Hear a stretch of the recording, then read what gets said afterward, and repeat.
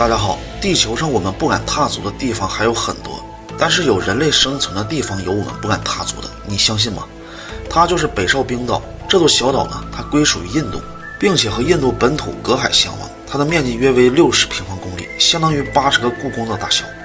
然而整座岛屿都被茂密的原始森林所覆盖着，尽管用侦察机或者是卫星进行观察，我们也无法看到北哨冰岛内部的景象。所以发现这个小岛到现在里面究竟是什么样子，竟没有人知道。因为登上小岛的人也再也没有人出来过。看似一个普通的岛屿，为什么能让人有去无回呢？这是因为这个北哨冰岛上居住着一支与世隔绝的原始部落。据说这些土著人他们已经在岛上世世代代延续了6万年之久了。他们的体型和非洲的比格米人非常的相似，皮肤黝黑，但是虽然身材矮小，但异常的健壮。在近些年来呢，人类学家就给出过这样的猜测：人类呢最早是起源于非洲，他们是沿着印度洋的海岸扩散到了全世界。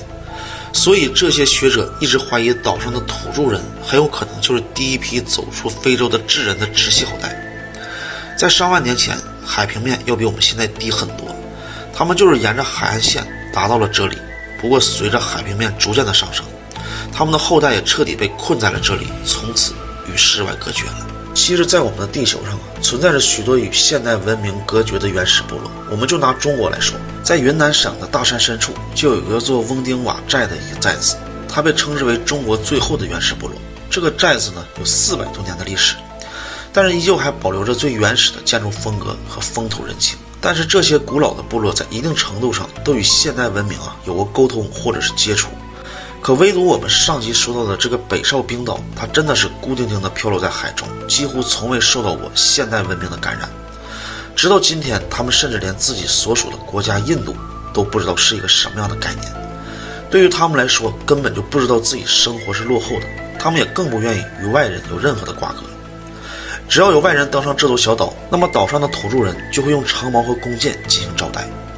而这群神秘的原始部落的人呢，他们有自己的语言，平日里会隐秘在茂密的丛林之中。他们世世代代也都靠打猎和采摘野果为生，根本不懂得耕种和养殖。在北哨冰岛的岸边上，到处都堆满了他们吃剩下的空贝壳，可见他们也是靠海吃海，喜欢螃蟹和贝类。更让很多人没有料到的是，岛上的土著人他们居然不懂得如何的生活。平时生活用的火种都是要靠雷击等自然的火种。我们要知道新石器时代的火种大约是在1万年前便在地球上传播开了。这也就意味着这个北哨冰岛的土著人，他们甚至都没有能跨越到新石器时代。